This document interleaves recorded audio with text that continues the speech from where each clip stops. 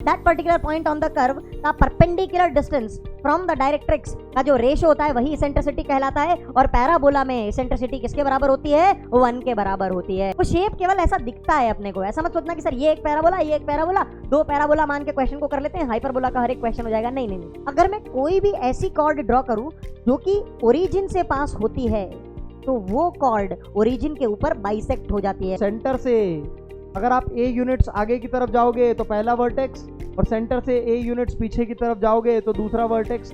Hello बच्चों, क्या हाल चाल, कैसे हैं सारे के सारे बच्चे? मैं हूं आपका अपना अरविंद सुथार, स्वागत करता हूं आपका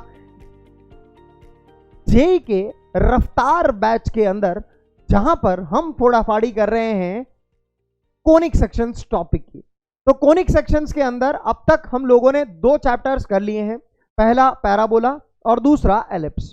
आज जिस चीज को फोड़ने के लिए हम यहां पे आए हैं वो है टॉपिक हाइपरबोला। और हाइपरबोला जो है वो 1-on-1 वाली चीज है। आप कभी मॉल के अंदर शॉपिंग करने गए हो, ऑफर्स चलते रहते हैं ना, बाय 1 गेट 1 फ्री। ये जो टॉपिक है हाइपरबोला, ये ऐसा ही है, ये एलिप्स के साथ प्री फोकट में आता है। कहने का मतलब क्या, जिस किसी बच्चे को एलिप्स आता है उसके लिए हाइपरबोला में कमांड बनाना कोई भी बड़ी बात नहीं, बहुत ही इजी हो जाएगा आप लोगों के लिए ये टॉपिक, अगर आप लोगों ने एलिप्स के ऊपर अच्छे से कमांड कर लिया है। तो पहली बात तो भैया जनहित में जारी कर देते हैं क्या, अगर किसी ने अभी भी एलिप्स के लेक्चर नहीं देखे हैं तो देख लीजिएगा। क्यों? क्योंकि उससे आपका हाइपरबोला भी कवर हो जाएगा। तो चलिए शुभारंभ करते हैं हाइपरबोला का और हाइपरबोला को फोड़ते हैं, राइट? चलिए जी, here we go, let's talk about the introduction and equation of hyperbola।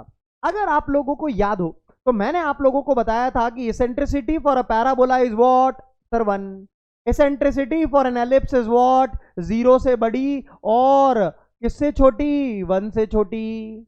और हाइपरबोला के नाम में ही आ रहा है हाई, तो हाइपरबोला में एसेंट्रिसिटी कितनी होती है?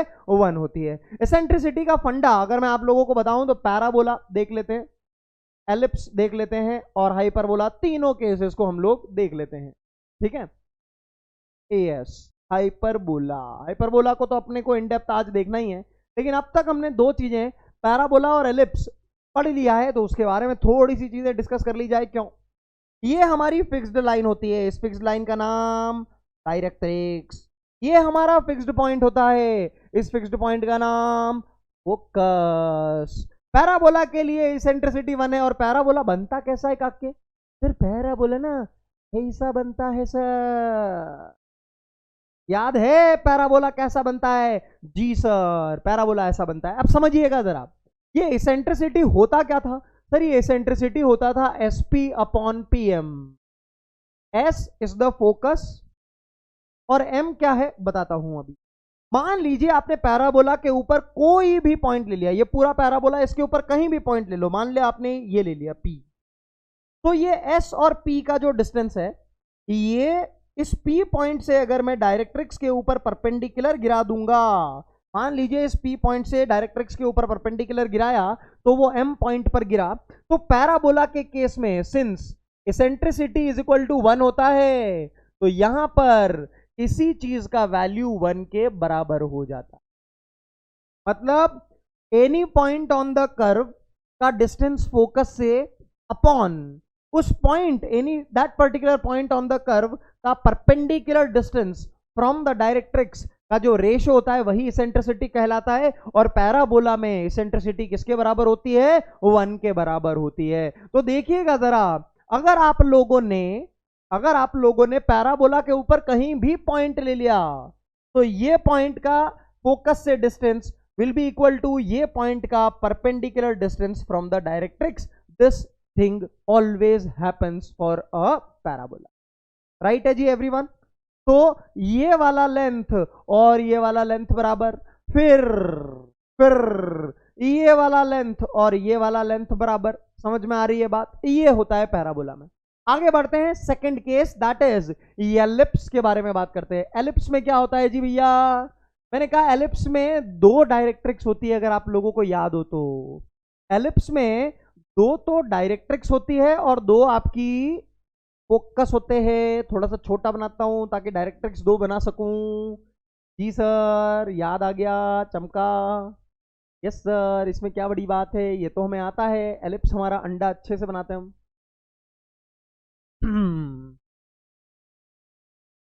यस, ये बन गया हमारा एलिप्स। देखना जरा, अगर मैं यहां पर डायरेक्ट्रिक्स के बारे में बात करूं तो डायरेक्ट्रिक्स एक ऐसी होती थी, एक ऐसी होती थी। 2 फोकस होते थे, एक यहां होता था और एक यहां होता था। इसको अगर मैंने एस बोला, इसको मैं एस डैश बोलता हूं यूजुअली। अगर मैं any point on the ellipse ले लूं, any point on the ellipse, मान लो आपने एलिप्स के ऊपर पॉइंट ले लिया यहां पर, इसको मैंने पी नाम दे दिया, तो ये फोकस का distance from that particular point on the ellipse यानी एसपी अपॉन इस फोकस के लिए डायरेक्ट्रिक्स ये है और इस फोकस के लिए डायरेक्ट्रिक्स ये है, कॉरेस्पॉन्डिंग डायरेक्ट्रिक्स है। देखिएगा जरा, इस फोकस के लिए कॉरेस्पॉन्डिंग डायरेक्ट्रिक्स का मतलब ये वाला, और इस फोकस के लिए कॉरेस्पॉन्डिंग डायरेक्ट्रिक्स का मतलब ये वाला डायरेक्ट्रिक्स। तो समझिएगा जरा, SP, I have taken any point P on the ellipse, तो SP अपॉन PM, अब ये M क्या होता है, वही सेम चीज कि उस पॉइंट से अगर आप कॉरेस्पॉन्डिंग डायरेक्ट्रिक्स के ऊपर परपेंडिकुलर गिला दोगे तो ये हो गया आपका PM। तो SP अपॉन PM का वैल्यू ही इसेंट्रिसिटी होता है, और यहां पर ये जो रेशो होता है एलिप्स के अंदर, ये 1 से छोटा और 0 से बड़ा कोई भी कांस्टेंट हो सकता है। किसी एक एलिप्स के लिए ये हो सकता है 1/2 हो E, किसी दूसरे एलिप्स के लिए हो सकता है 1/√2 हो, किसी तीसरे एलिप्स के लिए हो सकता है 1/√3 हो। कहने का मतलब है कि एक पर्टिकुलर एलिप्स के लिए इसेंट्रिसिटी का वैल्यू फिक्स रहता है और वो 0 से 1 के बीच में ही रहता है हमें। सर अगर मैं ये वाला फोकस ले लेता, बेटा अगर आप ये वाला भी फोकस ले लेते ना तो भी कोई प्रॉब्लम की बात नहीं थी। क्यों नहीं थी? बिकॉज अगर आप ये वाला फोकस ले लेते तो ये डिस्टेंस आपकी एस डैश पी और यहां से परपेंडिकुलर डिस्टेंस ये वाली मेजर करी जाती है आपकी। समझ में आ रही है बात? तो S dash P upon P M dash, ये भी इसेंट्रिसिटी कहलाया जा सकता है। और इसेंट्रिसिटी एलिप्स के लिए क्या होती है? 0 से 1 के बीच में होती है। ये भी ऑब्जर्व करो यहां पर कि ये वो सारे पॉइंट्स का कलेक्शन है जहां पर कि ये चीज फॉलो हो रही है। अगर आप मान लीजिए यहां पर कोई पॉइंट लेते, सोचो जरा, अगर आप यहां पर कोई पॉइंट लो, ठीक है, और आप फोकस से डिस्टेंस निकालो उस पॉइंट की, तो देखो जरा ये डिस्टेंस बड़ी आएगी as compared to this distance और नॉट। तो एसपी अपॉन पीएम अगर आप निकालोगे तो आपको नहीं लगता है कि वो 1 से बड़ा आ जाएगा? क्योंकि ये डिस्टेंस आपको बड़ा दिख रहा है एज कंपेयर टू ये वाला डिस्टेंस एवरीवन। तो एसपी अपॉन पीएम 1 से बड़ा आ जाएगा, और 1 से बड़ा आ जाएगा तो वो हाइपरबोला की कैटेगरी में आना चाहिए। समझ में आ रही है बात थोड़ी बहुत? देखिएगा जरा, ऑन द सिमिलर पैटर्न अगर मैं हाइपरबोला को ड्रॉ करूं तो हाइपरबोला में ऐसे 2 ब्रांचेस होते हैं। पहली बात तो ये मैंने आप लोगों को बताया था, फोकस हमेशा कहां लाया करता है? मुंह के अंदर। ये मुंह है इसका, तो फोकस मुंह के अंदर। यहाँ पे 2 मुंह हैं, एक इधर खुल रहा है एक इधर खुल रहा है, तो यहाँ पे भी फोकस कितने होंगे? 2 फोकस होंगे, एक इस मुंह के अंदर एक इस मुंह के अंदर। समझ में आ रही है बात? इसको नाम दे दिया एस, इसको नाम दे दिया एस डैश। और मैं आप लोगों को एक चीज बता देता हूं कि यहां पर जो डायरेक्ट्रिक्स होती है वो मुंह के बाहर वाला लॉजिक, मुंह ये है, डायरेक्ट्रिक्स मुंह के बाहर होगी। मुंह ये है तो डायरेक्ट्रिक्स मुंह के बाहर थी। यहां पर मुंह ऐसा है और ऐसा है, तो आपको क्या लगता है कि डायरेक्ट्रिक्स किधर होनी चाहिए? मुंह के बाहर। बोले तो यहां यहां होनी चाहिए कि नहीं? तो ये आपकी 2 डायरेक्ट्रिसेस हो गई है। This is how your ellipse hyperbola will be looking like. समझ में आ रही है इतनी बात कि फोकस हमेशा मुंह के अंदर होता है भैया, पहली बात। और दूसरी बात, डायरेक्ट्रिक्स हमेशा मुंह के बाहर होती है, तो वो इस तरीके से कुछ बननी चाहिए। अगर हाइपरबोला का शेप ऐसा कुछ बनता है तो शेप ऐसा ही क्यों आता है उसके बारे में भी मैं बात करूंगा, डोंट वरी अबाउट दैट।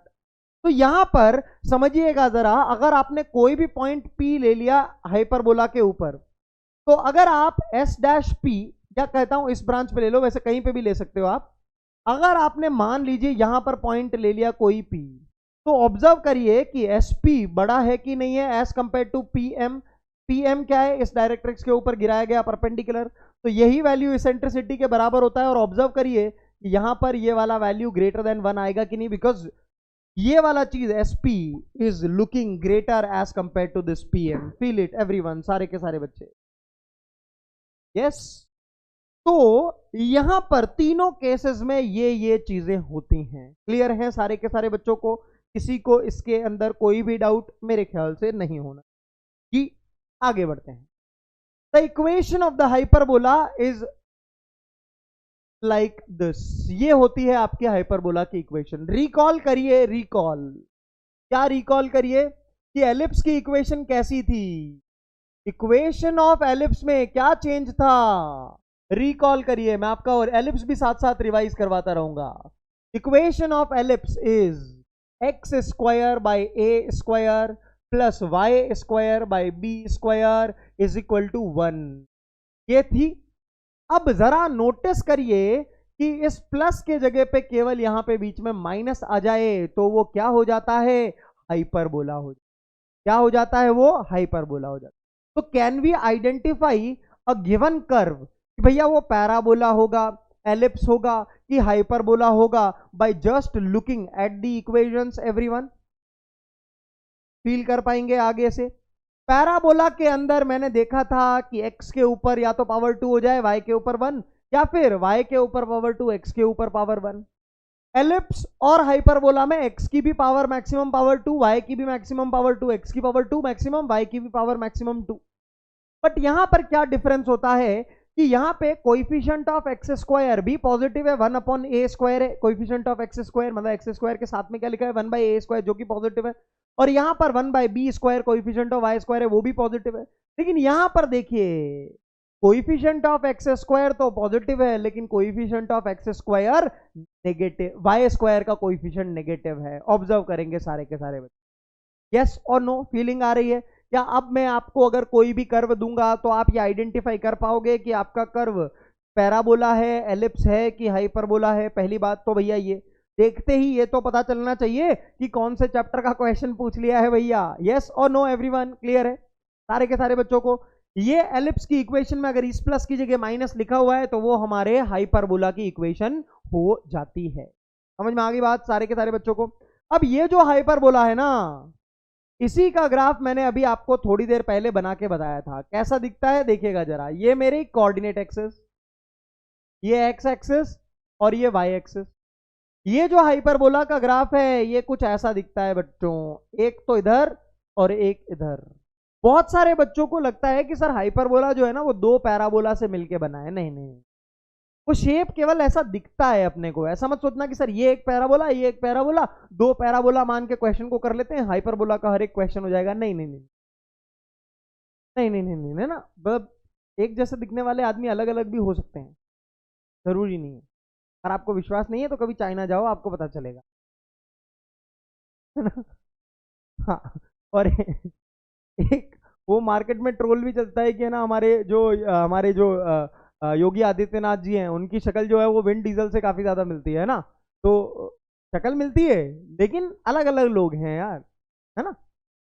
या चलिए ठीक है। तो ये हाइपरबोला अलग चीज है, ऐसा नहीं है कि ये दो पैराबोला का कॉम्बिनेशन हो गया। इस बात को निकाल देना दिमाग से, ठीक है जी? चलिए आगे बात करते हैं। तो यहां पे मैंने आप लोगों को डायरेक्ट्रिक्स भी बताई। तो डायरेक्ट्रिक्स एक तो ये होती है और एक ये होती है, ये भी मैंने आप लोगों को बताया। यस एवरीवन, एक डायरेक्ट्रिक्स ये हो गई और एक डायरेक्ट्रिक्स ये हो गई। फोकस मुंह के अंदर लाई करता है, तो यहां पे लाई किया और यहां पे लाई किया। अब इसके कोऑर्डिनेट्स ना आप जानते हो। क्यों जानते हो? देखिए मैं बताता हूं। आप लोगों ने ये वाला एलिप्स किया था? जी सर किया था हमने। यहां पे डायरेक्ट्रिक्स आई थी? जी सर आई थी। यहां पे फोकस आए थे? क्या क्या आए थे फोकस, जरा बताना सर। AE, 0 और -AE, 0। डायरेक्ट्रिक्स क्या क्या आई थी जरा बताना सर। डायरेक्ट्रिक्स आई थी x इक्वल टू A/E और x इक्वल टू -A/E। मैंने कहा बहुत बढ़िया, यही चीज यहां पर भी है। ये वाली डायरेक्ट्रिक्स हो गई x इक्वल टू A/E, ये वाली डायरेक्ट्रिक्स हो गई x इक्वल टू -A/E।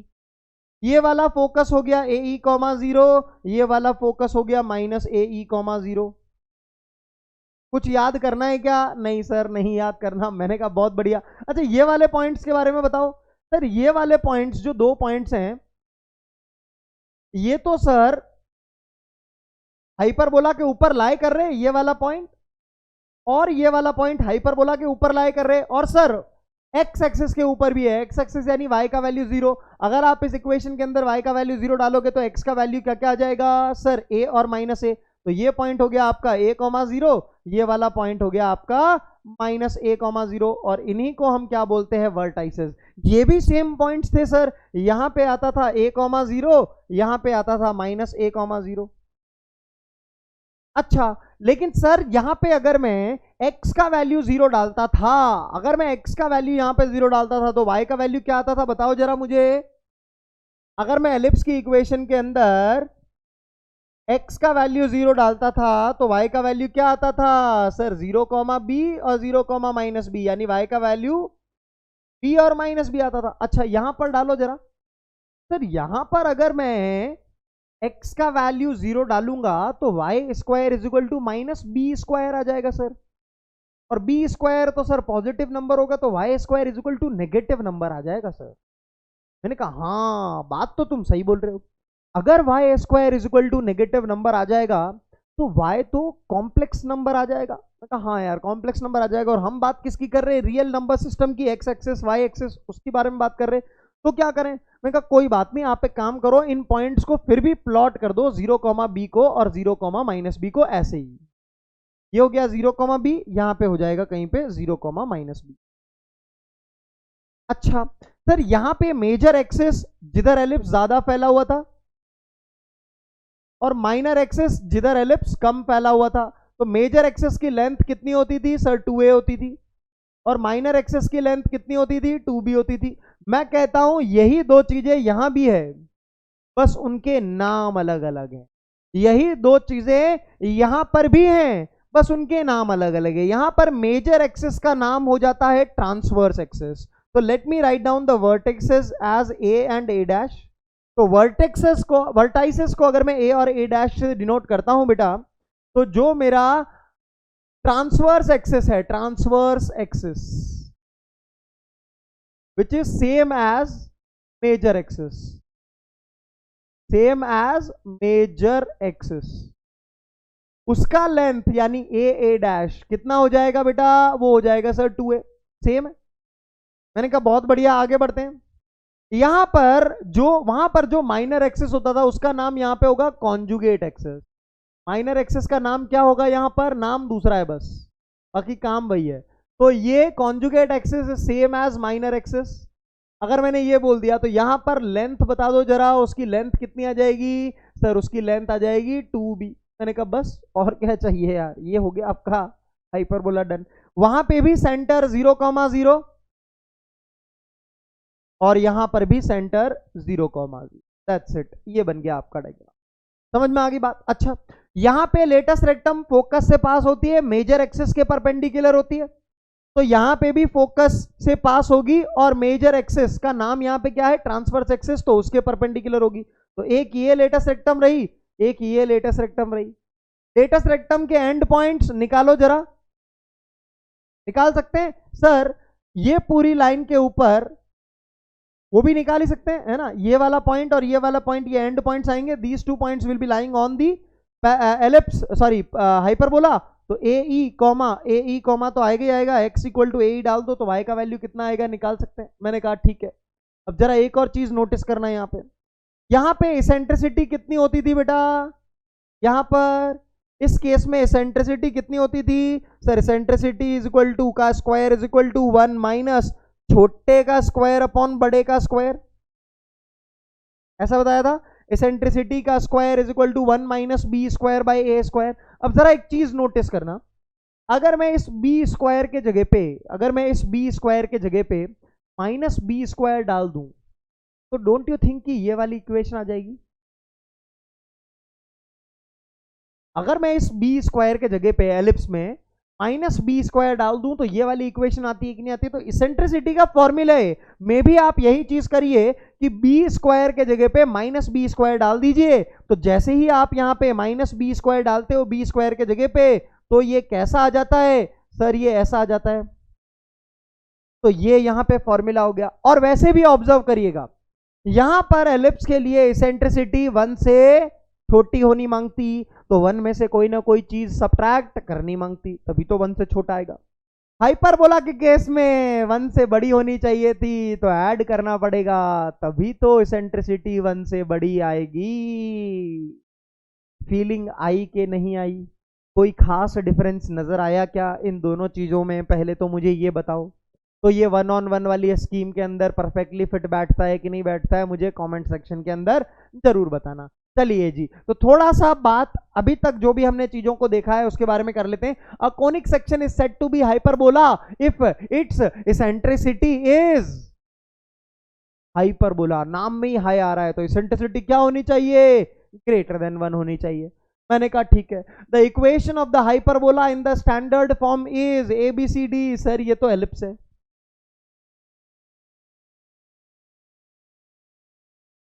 ठीक है, फिर है ना, ये भी एक हाइपरबोला है। ठीक है, ये भी एक हाइपरबोला है, इसके बारे में मैं बाद में बात करूंगा। यहाँ पे मैं ऑप्शन चेंज कर रहा हूँ, नन, इसके बारे में मैं बाद में बात करूँ। ठीक है, इस पे मैं आऊंगा, डोंट वरी। तो ये आंसर हो जाएगा कि नहीं हो जाएगा आपका बच्चों? ये तो एलिप्स है, और यहाँ तो देखो दोनों में प्लस है और इधर -1 है। ये तो कुछ अलग ही लग रहा है, ऐसा तो कभी देखा ही नहीं सर। तब ठीक है, ये भी नहीं हो सकता। फिर ये बचा, ये डी ऑप्शन को नन कर लो थोड़ी देर के लिए। ठीक है, क्योंकि ये भी एक हाइपरबोला है, इसके बारे में मैं बात करूंगा। ठीक, चलिए आगे बढ़ते हैं। तो नेचर ऑफ द कर्व के बारे में जानते हैं। देखो, नेचर ऑफ द कर्व, मान लीजिए आपको ये इक्वेशन दी हुई है। अब इस इक्वेशन से आप क्या समझते हो वो बहुत जरूरी चीज है। इस इक्वेशन से कुछ चीजें समझना बहुत ही ज्यादा जरूरी है। आप सोचो जरा, भले ही आप यहाँ पे x के जगह x डालो या x के जगह पे -x डालो, इस इक्वेशन को कोई फर्क पड़ता है क्या? नहीं सर। यानी कि जो चीज मेरे को x, y डालने पर मिलेगी, अगर सेटिस्फाई हो गया x, y डालने पर, या कहूं x1, y1 डालने पर ये इक्वेशन सेटिस्फाई हो गई, अगर ये सेटिस्फाई हो रही है इक्वेशन, तो -x1, y1 डालने पर भी ये इक्वेशन सेटिस्फाई होगी। सही बात बोल रहा हूं कि गलत बात बोल रहा हूं? सारे के सारे बच्चे फील करेंगे जरा। हाँ यार सर, बात तो सही बोल रहे हो, क्योंकि -x1 भी डालूंगा यहाँ पे तो अल्टीमेटली तो ये x1 स्क्वायर ही हो जाएगा, यानी ये वाली चीज और ये वाली चीज सेम एक्सप्रेशन बना देगी। सर इसकी जगह तो अगर मैं x1, -y1 भी डाल दूंगा ना सर, तो भी ये एक्सप्रेशन सेटिस्फाई होगा। सोचो जरा, अगर मैंने x1, y1 डाला तो मेरे पास एक्सप्रेशन क्या आया? मेरे पास आया x1 square by a square minus y1 square by b square is equal to 1।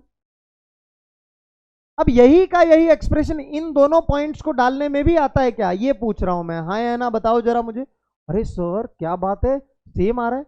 अब इस सेम आने से हम क्या समझते हैं? सेम तो आ गया चलो, पर इससे समझते क्या है वो काम की बात है। तो क्या समझते हैं जरा मुझे बताओ, क्या समझते हैं इस चीज से अगर सेम आ जाए तो? फंक्शंस पढ़ा है आप लोगों ने थोड़ा बहुत, ग्राफ्स पढ़े हैं थोड़े बहुत, तो बेसिक्स का यहां पर इस्तेमाल करके चलिए हम कुछ चीजों को फील करने के लिए चलते हैं। कुछ चीजों को फील करने के लिए चलते हैं। समझिएगा जरा, आप लोगों को पता होगा कि अगर a, b आपके कर्व के ऊपर लाई करता है, और साथ साथ अगर आपका a, -b भी उस कर्व के ऊपर लाई कर जाता है, तो आपका कर्व किस एक्सिस के अबाउट सिमेट्रिक होता है? कोई मुझे बता सकता है? मैं बोल रहा हूं कि अगर आपके किसी कर्व के ऊपर लेट से a, b लाई कर रहा है, और उसी कर्व के ऊपर अगर a, -b भी लाई कर जाए, तो a, -b तो इधर कहीं आएगा। फील करेंगे सारे के सारे बच्चे। अगर a, b यहां पे है तो जैसे फॉर एग्जांपल आप ले लो 2, 3, तो 2, 3 अगर यहां है तो 2, -3 कहां होगा? नीचे होगा कि नहीं होगा? यानी कि ये दोनों पॉइंट्स एक दूसरे के mirror image about the x axes होते हैं कि नहीं होते हैं? फील करो सारे के सारे बच्चे। तो कहने का मतलब क्या है, समझिएगा कि अगर ये पॉइंट मेरा ग्राफ के ऊपर लाई कर रहा है, यानी कि इस इक्वेशन को सेटिस्फाई कर रहा है, तो ये वाला पॉइंट भी सेटिस्फाई कर रहा है, तो मेरा जो भी ग्राफ आने वाला है इसका, वो एक्स एक्सेस के अबाउट सिमेट्रिक होना चाहिए कि नहीं? हाँ सर, मैंने ग्राफ कैसा बनाया था जरा देखना। ये ग्राफ क्या एक्स एक्सिस के अबाउट सिमेट्रिक है कि नहीं? देखिए जैसा नीचे बन रहा है वैसा का वैसा ऊपर बन रहा है। हाँ, तभी तो हमने इसको एक एक्सिस नाम दिया था, और वो भी कौन सा? Transverse axis. फील आ रही है सारे के सारे बच्चों को? आगे बढ़ते हैं। यस, यहां पे आओ। दूसरी बात, अगर मेरे कर्व के ऊपर a कॉमा बी है, या कहूं 2,3 है अगर, और मैं बोलता हूं कि -2,3 किधर होगा, तो -2,3 इधर होगा, यानी ये दोनों पॉइंट एक दूसरे के mirror image about the y axis होंगे कि नहीं? मान लो वाई एक्सिस के ऊपर कांच रखा हुआ है और यहाँ पे आदमी बैठ के अपनी शक्ल देख रहा है, तो उसको उस जगह दिखाई देगी कि नहीं देगी शक्ल अपनी? फील करेंगे सारे के सारे बच्चे? यस। अब ये वाली चीज किसके अबाउट सिमेट्रिक है सर? ये वाई एक्सिस के अबाउट सिमेट्रिक है। तो अगर मैं a कॉमा बी की मिरर इमेज बोलता हूं अबाउट द वाई एक्सिस, तो वो कितनी हो जाती है? -a कॉमा बी हो जाती है कि नहीं हो जाती? और यहां पर देखो, अगर x1 कॉमा y1 की मिरर इमेज पूछोगे अबाउट दी वाई एक्सिस, तो वो यही होगी। और मेरे को ये पता चल गया कि अगर ये पॉइंट इसको सेटिस्फाई करता है, तो ये वाला पॉइंट भी इसको सेटिस्फाई करेगा। कहने का मतलब है कि my graph has to be symmetric about y axis as well. हाँ या ना? बिकॉज ऐसा तो हर एक पॉइंट के साथ होगा जो भी कर्व के ऊपर लाई कर रहा है। तो जरा यहां पर नोटिस करिए कि अगर आपका ये ग्राफ है वाई एक्सिस के अबाउट, जिधर ऐसा वाई एक्सिस के राइट में जैसा है वैसा का वैसा लेफ्ट में भी है, हाँ या ना? तो क्या आप बोल सकते हो कि आपका ग्राफ वाई एक्सिस के अबाउट भी सिमेट्रिक होगा? यस। फीलिंग आ रही? इसीलिए तो हमने इसको एक एक्सिस का नाम दिया था कॉन्जुगेट एक्सिस। क्या नाम दिया था? कॉन्जुगेट एक्सिस नाम दिया था। मैंने कहा हाँ यार, बच्चों को फीलिंग तो आ रही है, तो समझ में आ गई इतनी बात आपको? The curve, this curve has to be symmetric about x axis as well as y axis. तो hence the coordinate axis are the two axis of the parabola, sorry hyperbola. क्या यही की यही चीज हम एलिप्स में भी बोल सकते हैं बच्चों? फील करेंगे जरा सारे के सारे बच्चे? हाँ सर, अपने एलिप्स के अंदर बताई नहीं ये बात। तो मैंने कहा भैया मैं कुछ चीजें बचा के रखता हूं जो धीरे धीरे आप लोगों को दूंगा यार, धीरे धीरे धीरे धीरे, पहले पचाने की कैपेसिटी तो बना लो, है ना? हाँ, जरा एलिप्स को रिकॉल करो। एलिप्स में भी यही दो एक्सेस होती थी। देखो, इसके नीचे जैसा है वैसा का वैसा ऊपर है, और इसके राइट में जैसा है वैसा का वैसा इधर है। इसीलिए तो हम इन कोऑर्डिनेट एक्सेस को क्या बोलते थे? एक्सेस बोलते थे। मेजर एक्सेस, माइनर एक्सेस क्यों बोलते थे? इस प्रॉपर्टी की वजह से। समझ में आ रही है बात सारे के सारे बच्चों को? चलिए आगे बढ़ते हैं।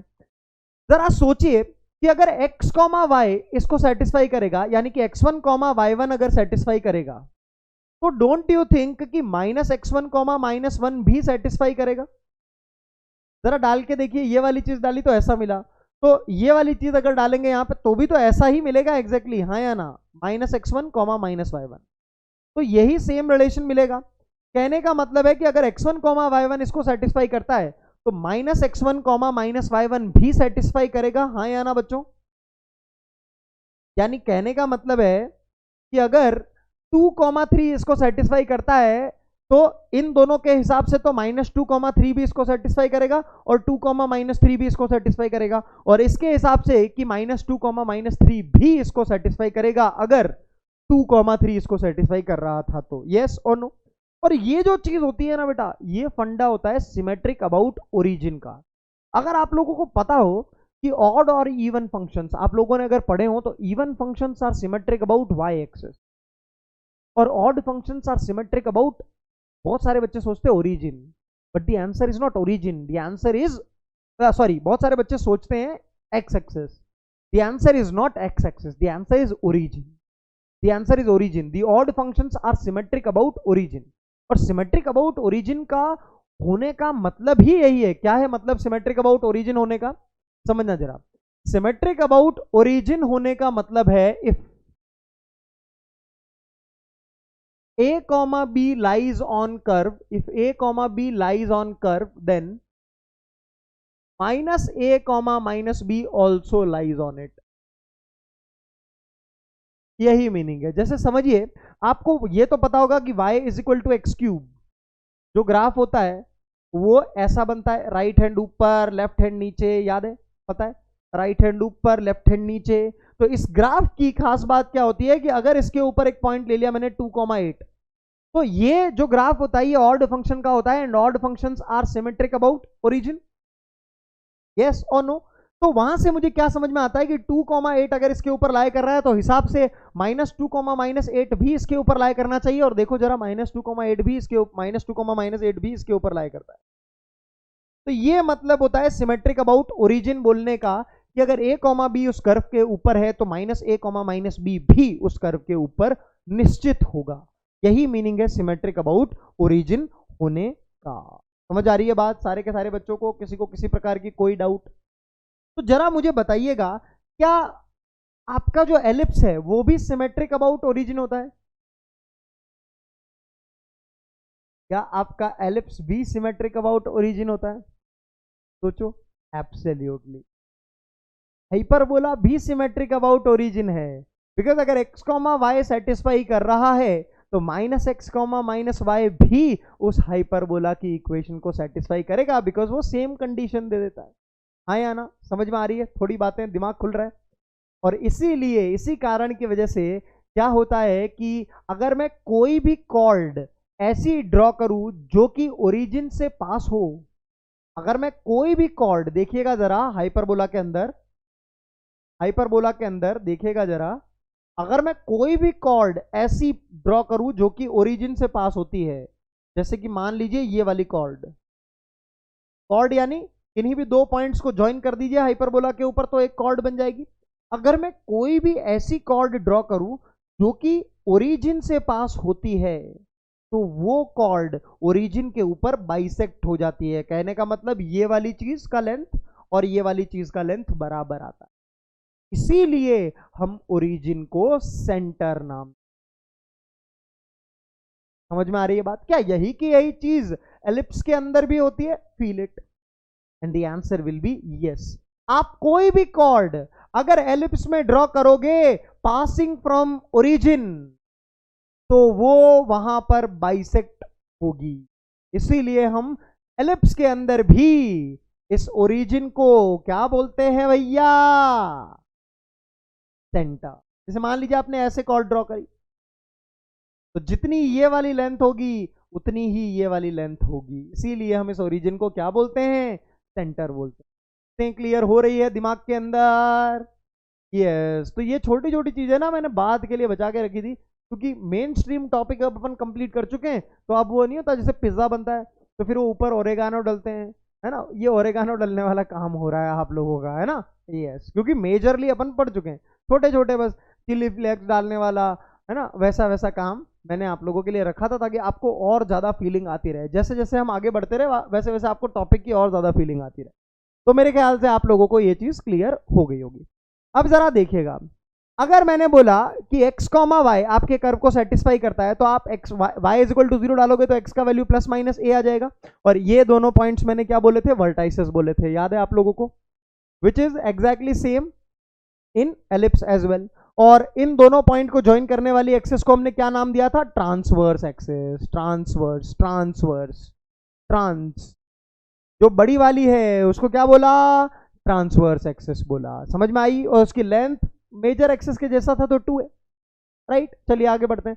फिर ये वाली चीज देखिएगा, अगर मैं x को 0 डाल देता हूं हाइपरबोला की इक्वेशन में, तो मैंने देखा यार अगर x को 0 डाल दोगे तो y का कोई भी वैल्यू अपने को मिलेगा ही नहीं, बिकॉज ये तो एक इमेजिनरी नंबर बन जाएगा। y square is equal to negative, तो y तो एक इमेजिनरी नंबर आ जाएगा, तो y will become imaginary if you put x equal to 0. तो thus the curve does not meet the y axis। यानी कि देखिए x equal to 0 डालने पर y का कोई भी वैल्यू रियल नहीं मिल रहा है, तो इससे आप एक चीज तो समझ ही गए कि आपका कर्व कभी भी y एक्सिस को नहीं मीट करेगा। देखिए कभी भी मीट नहीं करता, whereas एलिप्स के अंदर वो मीट करता है। यहां पे कर्व आपका ऐसा बन रहा है, ये कभी भी y एक्सिस को मीट नहीं करता, जबकि यहां पे करता है। समझ में आ रही है बात? क्यों करता है, क्यों नहीं करता है? फीलिंग आ रही है? चलिए, मैंने कहा बहुत बढ़िया, आगे बढ़ते हैं। उन दो पॉइंट्स को फिर भी हम मार्क कर देते हैं, क्योंकि हमें पता है यार एक्सिस तो है y एक्सिस हमारी, ये चीज तो मैं बता के लाया हूं कि एक्सिस तो है हमारी y एक्सिस। तो भैया हमें ये दोनों पॉइंट को प्लॉट कर दिया और इन दोनों पॉइंट को ज्वाइन करने वाली एक्सिस को हमने क्या बोल दिया? Conjugate axis. और ये एक्ट एज माइनर एक्सिस, तो इसकी लेंथ कितनी होगी? 2b होगी, राइट? जो कि हम ऑलरेडी डिस्कस कर चुके हैं। चलिए आगे बढ़ते हैं, थोड़ी सी और फील लेते हैं। अगर आपको ये कर्व दिया हुआ है तो यहां से आप y का वैल्यू लिख सकते हो लाइक दिस। सोचो जरा, y square by b square को इधर ले जाओ, 1 को इधर ले आओ, एलसीएम ले लो, फलाना टिकना करके ये वाई का वैल्यू आ जाएगा। फील करेंगे सारे के सारा बच्चे? अब जरा सोचिए, आप लोगों ने डोमेन नाम की एक चीज पढ़ी होगी। डोमेन नाम की एक चीज पढ़ी थी कि भैया अंडर रूट के अंदर जो भी लिखा होता है वो पॉजिटिव होना चाहिए, तब जाके under root of something is defined, otherwise तो वो अनडिफाइंड हो जाएगा। अंडर रूट के अंदर नेगेटिव नंबर यानी कि वो ओवरऑल नंबर क्या बन जाता है? Complex number. और कॉम्प्लेक्स नंबर की बात अपन केवल कहां करते हैं? कॉम्प्लेक्स नंबर चैप्टर के अंदर करते हैं। तो जरा यहां पे नोटिस करिए कि अंडर रूट के अंदर जो भी लिखा है वो 0 से बड़ा होना चाहिए। अब 0 से बड़ा होना चाहिए तो x क्या कभी भी -a से a के बीच में हो सकता है क्या? इस इनइक्वालिटी को अगर आप सॉल्व करोगे ना तो आपको समझ में आएगा कि यार ये तो आ रहा है x plus a into x minus a, और इसका अगर आप वेवी कर्व मेथड से सॉल्यूशन लिखोगे तो आपको समझ में आ जाएगा x बिलोंगिंग टू -इंफिनिटी से -a यूनियन a से इंफिनिटी, बिकॉज a तो हमेशा हम पॉजिटिव ही लेते हैं। ये मैं बात आपको एलिप्स में बता के आया था। Here a is always considered positive, A and B also rather, A and B is always considered positive, right है जी everyone? फीलिंग आ रही है सारे के सारे बच्चों को?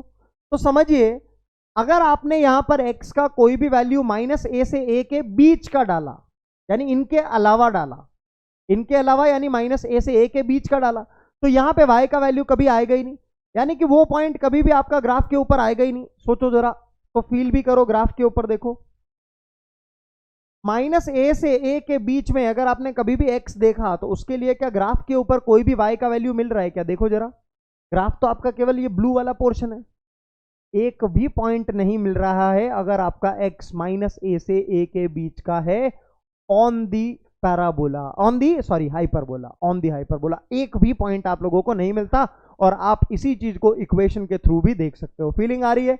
दो अलग अलग चीजें, ज्योमेट्री और इक्वेशन लिंक कर पा रहे हैं सारे के सारे बच्चे? अब जरा नोटिस करिए, अगर मैं आपको बोलता हूं, ये चीज तो हो गई आपकी, है ना, ठीक है, अगर मैं आपको बोलता हूं x इंफिनिटी की तरफ जा रहा है, अगर x इंफिनिटी की तरफ जाएगा तो यहां से आप y की वैल्यू के बारे में क्या बोल सकते हो? लिमिट्स के फंडे लगाओ, अगर आपने थोड़ा बहुत लिमिट्स पढ़ा हुआ है तो y का वैल्यू प्लस माइनस कुछ भी जा सकता है। देखो, बिकॉज यहां पे प्लस माइनस आएगा पहली बात तो, है ना, तो y का वैल्यू प्लस माइनस इंफिनिटी कुछ भी हो सकता है, और x अगर माइनस इंफिनिटी जाएगा तो भी y का वैल्यू प्लस माइनस इंफिनिटी कुछ भी हो सकता है।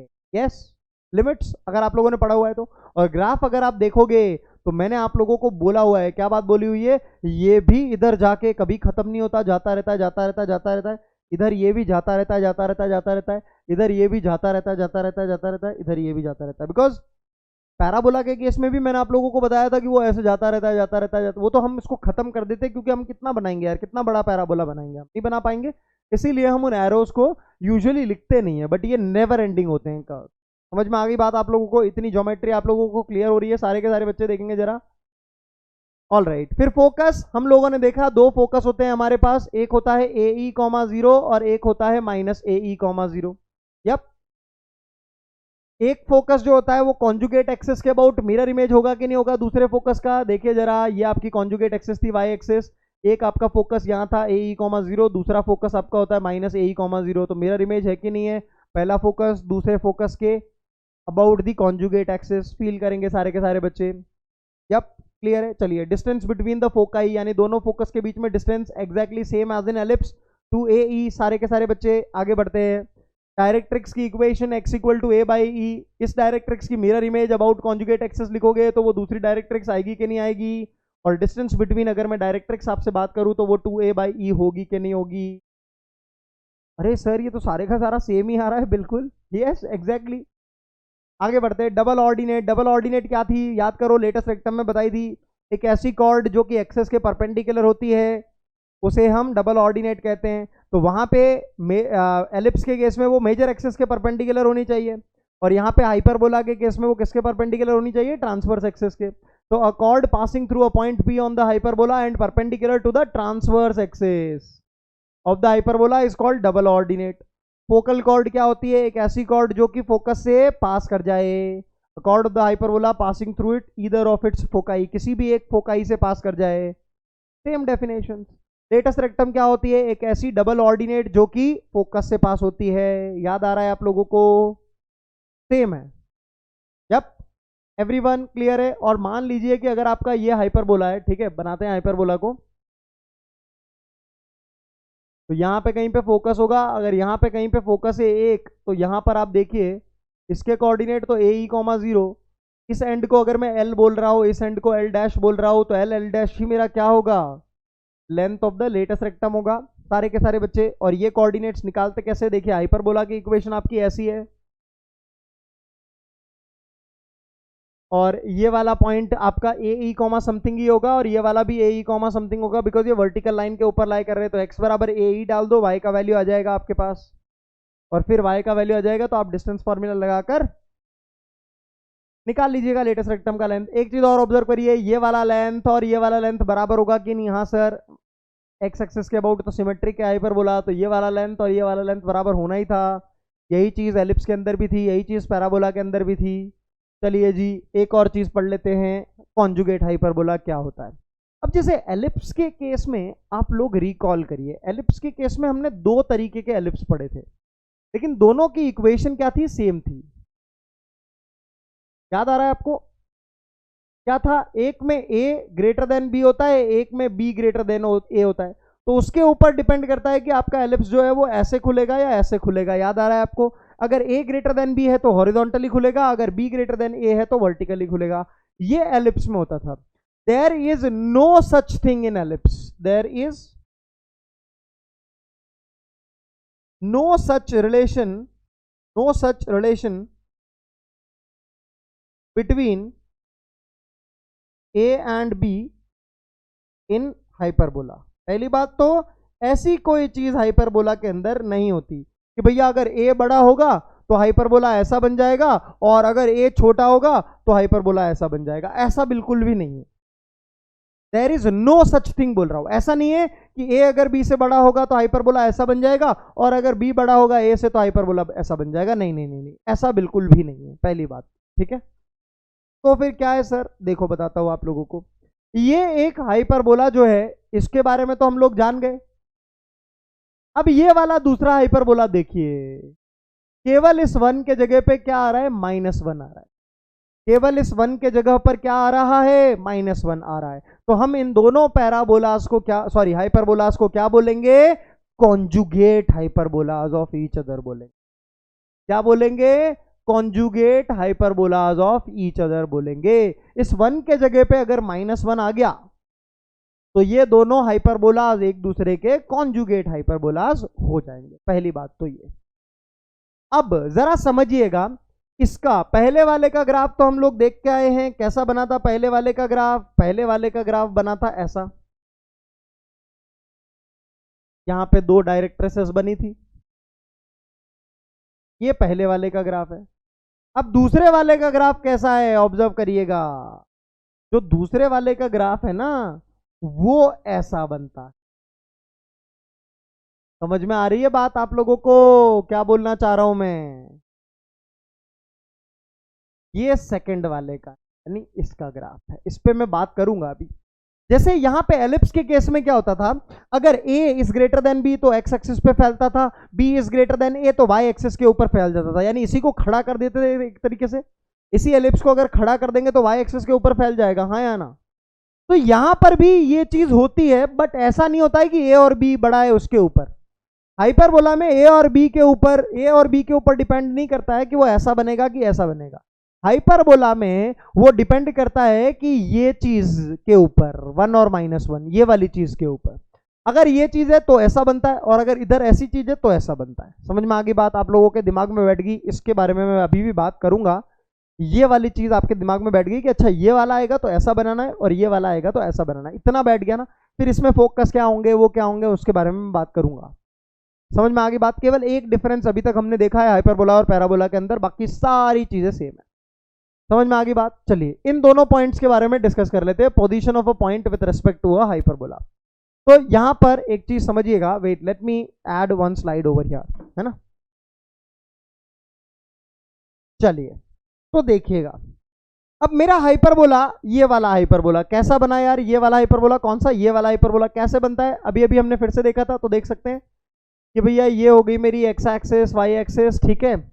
यहां पे मेरा हाइपरबोला बनता है ऐसा, फिर मेरी दो डायरेक्ट्रेसेस आती है ऐसी और ऐसी, यहां पर मेरे दो फोकाइज आते हैं कहां कहां, यहां पे और यहां पे। ये देखा हमने।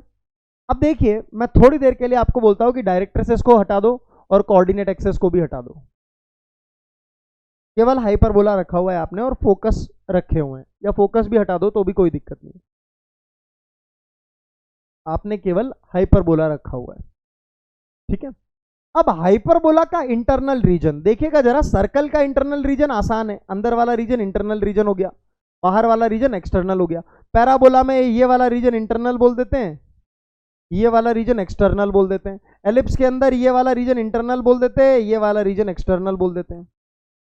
हाइपरबोला में क्या करें सर, इसको इंटरनल माने कि इन दोनों के अंदर वाले को इंटरनल माने, तो होता क्या है जरा नोटिस करिएगा, ये वाली चीज इंटरनल कंसिडर करी जाती है और ये वाली चीज एक्सटर्नल कंसिडर करी जाती है। पहली बात तो ये चीज क्लियर है। हाइपरबोला के लिए एक्सटर्नल यानी इन दोनों के अंदर आने वाली चीज वो एक्सटर्नल है, और इंटरनल यानी ये वाली चीज। क्लियर है सारे के सारे बच्चों को इतनी बात, किसी को कोई दिक्कत इतने के अंदर तो मुझे बताना। अब अगर आप लोगों को याद होगा कि सर्कल के लिए हमने देखा था, क्या देखा था भैया, कि अंदर होगा तो S1 लेस देन 0, बाहर होगा तो S1 ग्रेटर देन 0। याद आया? हम लोगों ने पैराबोला के लिए क्या देखा था कि भैया S1 लेस देन 0 तो इंटरनल, S1 ग्रेटर देन 0 तो एक्सटर्नली लाई करेगा वो पॉइंट। एलिप्स के लिए हमने क्या देखा था, अंदर यानी S1 लेस देन 0, बाहर यानी S1 ग्रेटर देन 0। यहां पे उल्टा होता है, यहां पे उल्टा होता है। क्या उल्टा होता है? एक्सटर्नल के लिए S1 नेगेटिव होगा और इंटरनल के लिए S1 जो है वो पॉजिटिव होगा। तो दूसरी चीज जो कि डिफरेंस आ रहा है आपका, वो ये आ रहा है कि भैया यहां पे एक्सटर्नल यानी ये रीजन, पहली बात, और दूसरा ये कि एक्सटर्नल रीजन में लाई करने के लिए आपके S1 का वैल्यू नेगेटिव होना चाहिए, वेयर एज यहां पे एक्सटर्नल के लिए वो पॉजिटिव होता था। समझ में आ रही है बात सारे के सारे बच्चों को? पोजीशन ऑफ अ पॉइंट हम लोग सर्कल्स में भी पढ़ के आए हैं, एलिप्स में भी पढ़ के आए हैं, हाइपर पैराबोला में भी पढ़ के आए हैं। तो हाइपरबोला में क्या डिफरेंस है, बस केवल वो समझ लीजिए कि ये आपका अगर हाइपरबोला है तो दिस रीजन, अंदर वाला region will be called as external region, और ये वाला इंटरनल और ये वाला भी इंटरनल। ठीक है, यहां पे भी लिख देता हूं इंटरनल। ठीक है, दोनों ब्रांचेस के इधर इधर वाला इंटरनल, बीच वाला एक्सटर्नल। यहां पे एक्सटर्नल में नेगेटिव आता है, एक्सटर्नल में क्या आता है भैया, नेगेटिव आता है। अब ये किसी को अगर याद नहीं रहता तो कैसे याद रखे, देखिएगा जरा। अगर मैं आप लोगों से ये वाला इक्वेशन लिया, मैंने आपको बोला यार ये आपके पास पॉइंट है x square by a square minus y square by b square is equal to 1, तो आप यहाँ पे अगर एस का वैल्यू लिखोगे तो एस का वैल्यू क्या लिखोगे, x square by a square minus y square by b square minus 1, ये लिखोगे एस का वैल्यू। मैं बोलता हूँ यार ओरिजिन देखो जरा, ओरिजिन अगर मैंने यहाँ पे डाला तो S1 का वैल्यू 0 -1 आ जाएगा अगर मैंने ओरिजिन के लिए चेक किया तो। और नोटिस करो ओरिजिन तो इस रीजन में ही लाया करता है ना, अंदर वाले में, तो वहां पे नेगेटिव आ रहा है कि नहीं, अगर कभी भी भूल जाओ तो ये चीज ध्यान में रख लेना, कभी भी कंफ्यूजन नहीं होगा। समझ में आ गई बात? तो यहां पर ये दोनों पॉइंट्स आप लोग रिवाइज कर लीजिए, इंटरनल और एक्सटर्नल पॉइंट, कि भैया अगर S1 का वैल्यू पॉजिटिव आया तो इंटरनल, ये -1 उधर जाएगा तभी पॉजिटिव बोल पाएंगे ना, बात तो सेम ही है। और फिर ये एक्सटर्नल के केस में नेगेटिव। समझ में आ गई बात सारे के सारे बच्चों को? किसी को कोई डाउट किसी प्रकार का? चलिए जी आगे बढ़ते हैं। A chord passing through a point on the hyperbola and perpendicular to the axis, क्या बोलेंगे उसको? डबल ऑर्डिनेट बोलेंगे। एवरीवन क्लियर है? मैंने कहा ठीक है। चलिए, a chord of the hyperbola which is passing through either of its foci, हर वो कॉर्ड जो कि फोकाई से पास हो उसे क्या कहते हैं? फोकल कॉर्ड कहते हैं। और एक स्पेसिफिक जो होती है उसे लेटस रेक्टम कहते हैं, राइट? यप। चलिए आगे बढ़ते हैं।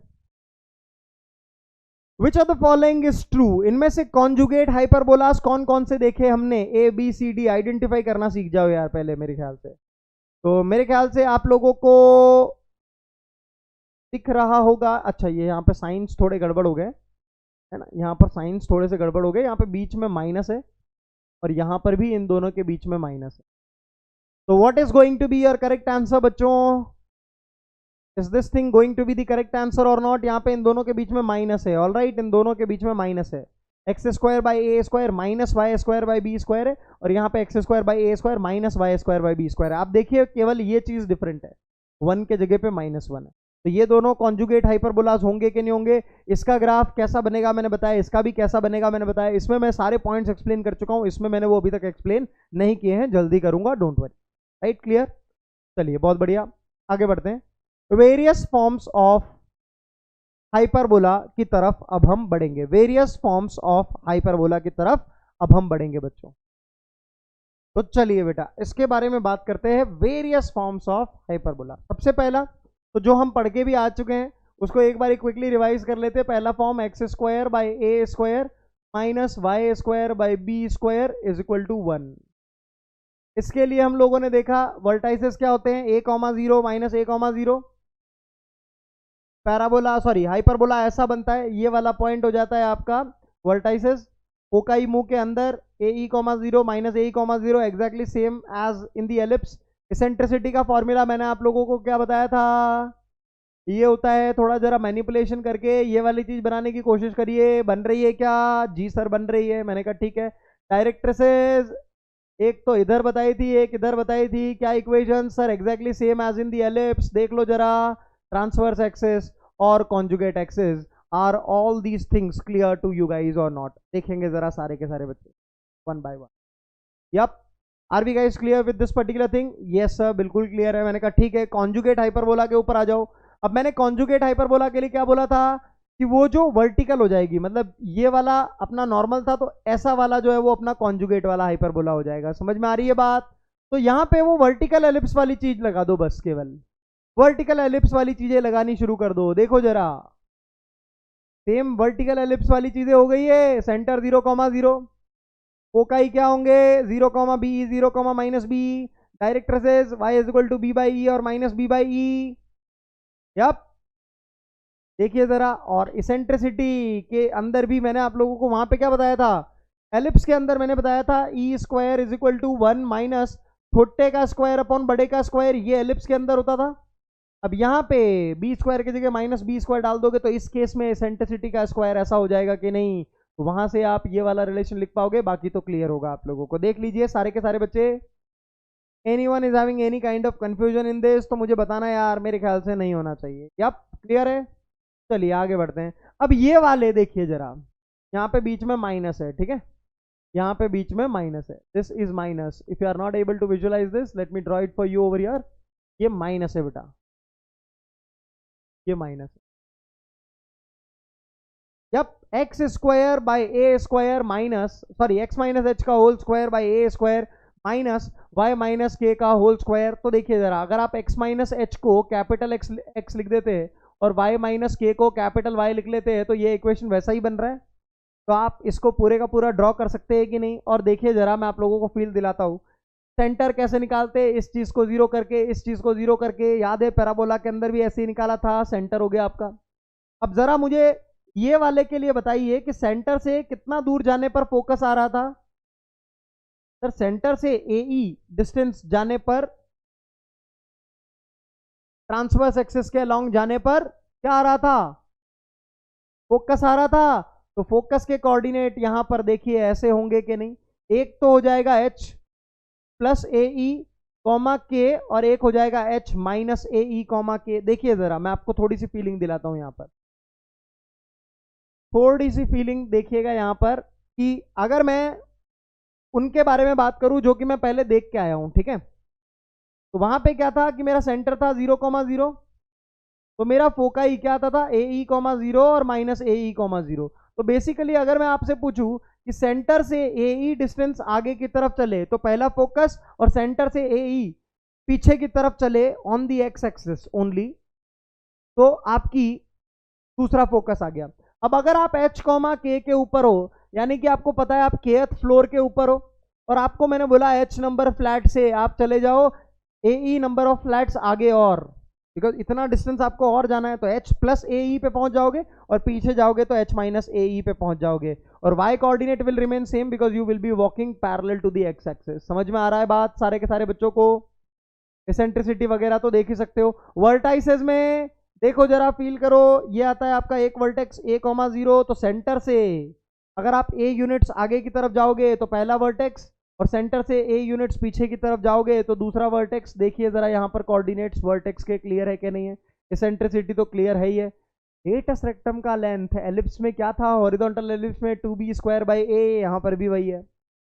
और equations of the latus rectum अगर आप देखोगे तो भैया अगर मैं वर्टेक्स से a/e यूनिट्स आगे की तरफ जाऊं, a/e यूनिट्स आगे की तरफ जाऊं तो डायरेक्ट्रिक्स आती है। तो यहाँ पे इस पॉइंट से a/e यूनिट्स आगे की तरफ आओगे तो ये a/e होगा, सॉरी ये a/e होगा यहाँ पर।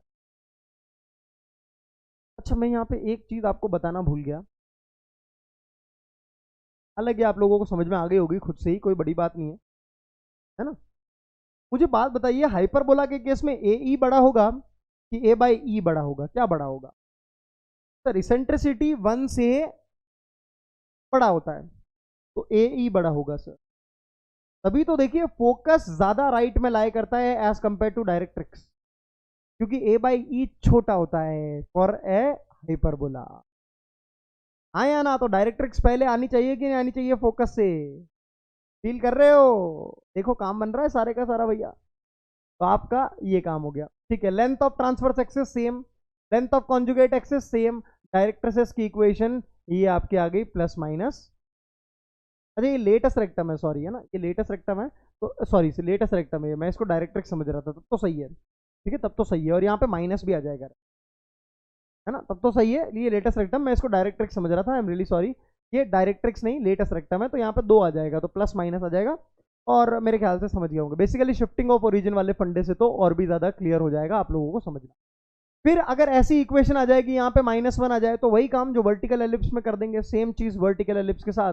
तो just try to do this, मैं यहाँ पर ये चीजें थोड़ी सी करेक्ट कर देता हूँ, दोनों पॉइंट्स काउंट, ये आप होमवर्क में देख लोगे, ठीक है जी। Equation of the conjugate axis ये ठीक है, सब बहुत ही इजी है, कुछ भी दिक्कत नहीं आनी चाहिए मेरे ख्याल से आप लोगों को। यहाँ पे वर्टिकल मूवमेंट होगा बस, समझ में आ रही है बात? कि जैसे मान लीजिए अगर ये मेरा सेंटर है 0,0 तो ये वाला कितना आता है 0,b आता है। तो बेसिकली अगर मैं यहाँ पे आपसे बोलता हूँ कि h,k अगर सेंटर है तो उससे b यूनिट्स ऊपर जाने पर वर्टेक्स आएगा तो a + b हो जाएगा, और b यूनिट्स नीचे जाने पर भी यानी k - b हो जाएगा। That's it. समझ में आ रही है बात सारे के सारे बच्चों को? चलिए बहुत बढ़िया, तो ये आप फील कर लोगे मेरे को उम्मीद है, ठीक है। चलिए तो समराइज कर लेते हैं जो भी अपन ने पढ़ा। हाइपरबोला की इक्वेशन ये होती है, कॉन्जुगेट हाइपरबोला की इक्वेशन ये होती है, सही बात है एवरीवन, याद रह जाएगी, कोई कंफ्यूजन नहीं होगा। दूसरी चीज सेंटर, दोनों में सेंटर क्या होता है 0,0 और 0,0, बच्चों ने कहा सही बात है सर। मैं कहा तीसरी चीज इसेंट्रिसिटी, फॉर्मूला क्या होता है रिकॉल करो, दोनों का फॉर्मूला रिकॉल करो, मैं तरीका बता के आया हूं कैसे याद होगा जी, वेरीफाई करो सही आ रही है बात। हाँ आगे बढ़ते हैं। फोकाई के कोऑर्डिनेट्स यहाँ पे क्या होंगे, यहाँ पे क्या होंगे ± AE, 0 0, ± BE। फील करो ये वर्टिकल वाली लिप्स वाली चीजें हो जाएंगी यहाँ पर। आगे बढ़ते हैं, वर्टाइसेस, वहां पे transverse axis is going to the major axis, यहाँ पे जो वाई एक्सिस है वो हो जाएगी major axis.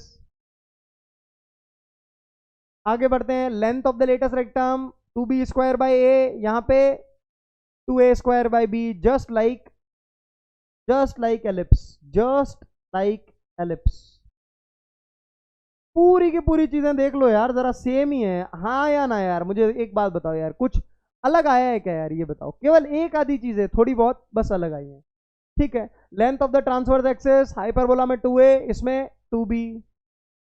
Length of the conjugate axis यहाँ पे 2b, यहाँ पे 2a। Equation of the directrices याद करो, यहाँ पे वर्टिकल लाइंस आती है तो x = a/e और -a/e, यहाँ पे y = हॉरिजॉन्टल लाइंस आती हैं तो y = कांस्टेंट क्या होंगी, समझ ही गए होंगे। आगे बढ़ते हैं, equation of the latus rectum, यहाँ पे वर्टिकल लाइंस आती हैं तो x = सम कांस्टेंट होगा पासिंग फ्रॉम फोकस, तो निकाल लो AE और -AE, यहाँ पे BE और -BE लेकिन हॉरिजॉन्टल होंगी।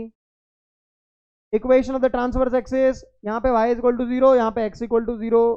Equation of the conjugate axis, यहाँ पे x = 0, यहाँ पे y = 0। फील कर लो ग्राफ के अंदर, कुछ भी याद करने की जरूरत नहीं है मेरे ख्याल, राइट। चलिए आगे बढ़ते हैं, जनरल इक्वेशन इस तरीके की, तो यहाँ पे x - h की जगह कैपिटल X, और y माइनस के जगह पे कैपिटल के, तो सेंटर हो गया h कॉमा के, फील आ रही होगी है ना। और इसी 1 के जगह अगर -1 डाल देंगे तो ये आ गया कॉन्जुगेट हाइपरबोला आ गया इसी का।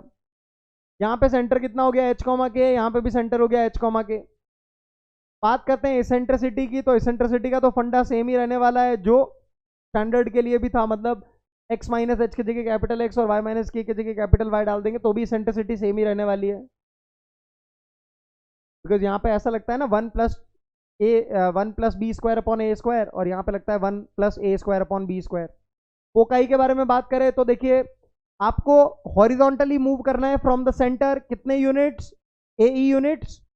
तो हॉरिजॉन्टली मूव करोगे तो y coordinate will remain same, तो h प्लस ए और h माइनस ए, बिकॉज दो फोकस आते हैं तो सेंटर से दोनों डायरेक्शन में जाने में फोकस आता है। सिमिलरली यहाँ पे वर्टिकल में चलोगे तो k में चेंज होगा, फील आ रहा है, वर्टिकल एलिप्स से वर्टिकल हाइपरबोला एक तरीके से ऐसा बोल सकते हो आप इसको। Length of the latus rectum same ही होता है, कोई फर्क नहीं पड़ता, 2b square by a 2a square by b, because ultimately आपने शिफ्टिंग ऑफ ओरिजिन किया है तो साइज थोड़ी चेंज हुआ है पैराबोला का, आपने तो केवल पैराबोला को एक जगह से उठा के दूसरे जगह डाल दिया है। मतलब पहले 0,0 सेंटर होता था, अब h कॉमा के हो गया, बाकी the shape is exactly same, तो इनमें कोई चेंज आना नहीं है लेंथ ऑफ लेटेस्ट रेक्टम में। सारे के सारे बच्चे क्लैरिटी आ रही है कि नहीं आ रही है यार पूरे टॉपिक के अंदर? देखिए आगे बढ़ते हैं। Length of the transverse axis same ही रहने वाला है, लेंथ चेंज थोड़ी होगी भैया, लेंथ हमारा शेप तो एग्जैक्टली सेम ही रहेगा अभी भी। इक्वेशन ऑफ द डायरेक्ट्रिसेस देखिएगा जरा, आप सेंटर से ए यूनिट्स आगे की तरफ जाओगे तो फोकस आएगा आपका, और ए बाई ई यूनिट्स जाओगे सेंटर से आगे तो आपका डायरेक्ट्रिक्स आएगा। अब सेंटर अगर आपका h कॉमा के है तो h कॉमा के से हॉरिजॉन्टली अगर आप a बाई ई यूनिट्स जाओगे तो वो h plus A by E आ जाएगी, हाँ या ना, और पीछे जाओगे तो h minus A by E आ जाएगी। तो आपकी इक्वेशंस ऐसी हो जाएंगी बच्चों।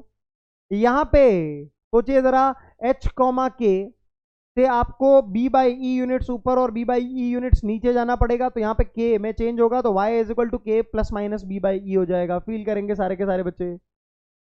Equation of the latus rectum समझ ही गए होगे, पासिंग फ्रॉम फोकस है, यहाँ पे पैरेलल टू y एक्सिस, यहाँ पे पैरेलल टू x एक्सिस है, तो पासिंग फ्रॉम फोकस है तो लिख ही लोगे। Equation of the transverse axis समझ में आ ही रहा होगा, सेम ही रहने वाली है, h कॉमा के से horizontal line passing from h comma के, क्या इक्वेशन होगी, y is equal to constant, तो y is equal to k, और यहाँ पे h कॉमा के से पास होने वाली और वर्टिकल लाइन तो x equal to h। Transverse axis की कॉन्जुगेट एक्सिस की इक्वेशन भी लिख सकते हैं सारे के सारे बच्चे, यस। चलिए, तो eccentricity for this particular hyperbola क्या देखा सर, ये अपना वो एलिप्स की तरह है, तो एलिप्स की इक्वेशन ऐसी होती है, तो यहाँ पे बी स्क्वायर की जगह अगर माइनस बी स्क्वायर डाल देता हूँ तो हाइपरबोला आ जाता है, तो यहाँ पे प्लस लगाना है मुझे बस, तो this relation has to be followed. तो मेरे ख्याल से आप मुझे बड़े कंफर्टेबली बता सकते हो कि आपका आंसर क्या आएगा, क्या जाएगा आपका आंसर, ABCD। इसका आंसर आप मुझे मार्क करके बताओगे, क्वेश्चन 1 है ये, आंसर लिख के बताना क्वेश्चन नंबर 1 का आंसर क्या है, ताकि आपका कंफ्यूजन दूर हो जाए, इसीलिए मैं आपको ये चीजें बता रहा हूँ। चलिए ये चीज देखिए, ये आपका वर्टिकल हाइपरबोला जैसा चीज है, एक तरीके से वर्टिकल हाइपरबोला कोई टर्म नहीं है, बट अगर मैं एलिप्स के साथ रेफरेंस में ऐसे समझने के लिए यूज कर रहा हूं तो नो इश्यूज। तो फिर यहाँ पे क्या आता है, क्वेश्चन नंबर 2 मुझे बताइएगा सारे के सारे बच्चे। इसका आंसर स्लाइड्स में भी है तो आप वेरीफाई भी कर सकते हो, लेकिन मुझे इसका आंसर आप लोग कमेंट सेक्शन के अंदर बताइएगा। Third thing, equation of the directrices of these particular hyperbolas बताइएगा जरा मुझे, क्वेश्चन नंबर 3 स्लाइड्स के अंदर भी है, और ये हाइपरबोला जो है वो ऑब्वियस सी बात ऐसा है, तो यहाँ पर जो आपके डायरेक्ट्रिसेस आएंगे वो ऐसे आएंगे, तो आप लोगों को पता भी चल गया होगा कि क्या होंगे।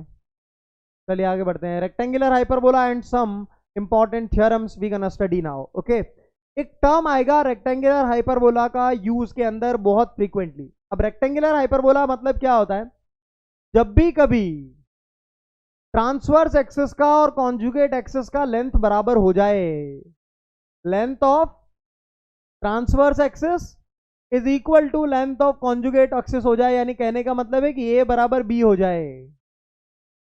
जब भी ए बराबर, बेसिकली लेंथ तो 2a है, तो 2a बराबर 2b हो जाए, यानी कि इसी से हम बोल सकते हैं कि a बराबर b हो जाए। अगर किसी हाइपरबोला के अंदर ट्रांसवर्स एक्सिस का लेंथ कॉन्जुगेट एक्सिस के लेंथ के बराबर हो जाए तो हम उसे क्या कहते हैं, रेक्टेंगुलर हाइपरबोला कहते हैं, यानी 2a बराबर 2b हो जाए, कहने का मतलब a बराबर b हो जाए। तो इसेंट्रिसिटी का अगर मैं फॉर्मूला लगाता हूं वहां पर, तो देखिएगा जरा, ये वाला हाइपरबोला मेरा ऐसा हो जाएगा इन दैट केस। तो जरा सोचिएगा, एसेंट्रिसिटी का square is equal to 1 plus a square upon a square ऐसा होगा, तो एसेंट्रिसिटी का स्क्वायर इज इक्वल टू 2। अगर एसेंट्रिसिटी का स्क्वायर इज इक्वल टू 2 तो एसेंट्रिसिटी का वैल्यू √2 होगा कि नहीं होगा? सारे के सारे बच्चे बताएंगे यार जरा मुझे। तो एसेंट्रिसिटी का value for a rectangular hyperbola is how much? √2। Rectangular hyperbola क्या होता है? जब भी ए और बी का वैल्यू बराबर हो जाए। समझ में आ गई बात? चलिए जी। अच्छा, एक और कैटेगरी का रेक्टेंगुलर हाइपरबोला होता है और जो कि इस तरीके से लिखा जाता है, x into y is equal to c square. Rectangular hyperbola दो कैटेगरी के होते हैं, एक तो ये कैटेगरी का, फर्स्ट रेक्टेंगुलर हाइपरबोला एक तो ये कैटेगरी का होता है और दूसरा इस कैटेगरी का होता है, x into y is equal to c square. अब यू विल बी लाइक कि सर ये कैसे हाइपरबोला है? तो बेटा देखिए कि अगर मैं कोऑर्डिनेट चेंज कर देता हूं, है ना, मतलब अगर मैं कोऑर्डिनेट, मान लीजिए कि ये मेरा रेक्टेंगुलर हाइपरबोला है, अगर ये मेरा रेक्टेंगुलर हाइपरबोला है, अगर मैं इन एक्स एक्सेस और वाई एक्सेस को 45 डिग्री से रोटेट कर दूं, एक्स एक्सेस और वाई एक्सेस को 45 डिग्री से रोटेट कर दूं, तो मेरे पास ऐसा कर्व बन जाता है। वही समझ में आ रही बात? कर्व रोटेशन की बात है और कुछ भी नहीं है। ठीक है, तो समझिएगा जरा, मैं इसका भी ग्राफ बता देता हूं। This is another way of writing down a rectangular hyperbola. तो how we will draw the graph of this, आप जानते भी हो, आप लोगों ने बेसिक ग्राफ्स अगर पढ़े होंगे फंक्शन चैप्टर के अंदर या कुछ, तो आपको जरूर पढ़ाया गया होगा इस तरीके का। ऑब्जर्व करिएगा यहाँ पे एक चीज, x into y is equal to c square, तो this is going to be positive right hand side, तो लेफ्ट हैंड साइड को भी पॉजिटिव होना पड़ेगा। अब अगर x पॉजिटिव है तो y को पॉजिटिव होना ही पड़ेगा, because right hand side positive है तो लेफ्ट हैंड साइड भी पॉजिटिव होनी चाहिए। और अगर x नेगेटिव है तो y को भी नेगेटिव होना ही पड़ेगा। अच्छा, अगर x नेगेटिव है तो y कभी भी यहाँ पे पॉजिटिव हो सकता है क्या? नहीं। और अगर x नेगेटिव है तो y कभी भी पॉजिटिव हो सकता है क्या? नहीं। और अगर उल्ट अदरवाइज, तो कहने का मतलब है कि इसका जो भी ग्राफ बनेगा वो फर्स्ट और थर्ड क्वाड्रेंट के अंदर ही बनेगा। यस और नो? बिकॉज फर्स्ट क्वाड्रेंट के अंदर और थर्ड क्वाड्रेंट के अंदर x and y do have same sign, x भी पॉजिटिव यहाँ पे, y भी पॉजिटिव, और थर्ड क्वाड्रेंट में x भी नेगेटिव और y भी नेगेटिव। तो आपको ये तो समझ में आ रहा है कि हाँ यार, इसका जो भी ग्राफ होगा वो फर्स्ट और थर्ड क्वाड्रेंट के अंदर आएगा। सही बात बोल रहा हूँ सारे के सारे बच्चे? एवरीवन, किसी को कोई दिक्कत? ये थोड़ा सा ग्राफ भी सही नहीं बनाया हुआ, मैं इसको और थोड़ा सा सही बना देता हूँ। अब जरा अगर आपने लिमिट्स थोड़ा बहुत पढ़ा हुआ है ना, तो आपको अभी फील आ जाएगी, और लिमिट्स नहीं पढ़ा है तो कोई बात नहीं, जब पढ़ लोगे तब फील आ जाएगी। ऐसा बनता है ये ग्राफ बेसिकली, ऐसा नहीं, आपका ये जो ग्राफ है ना ये ऐसा बनता है बेसिकली, ऐसा।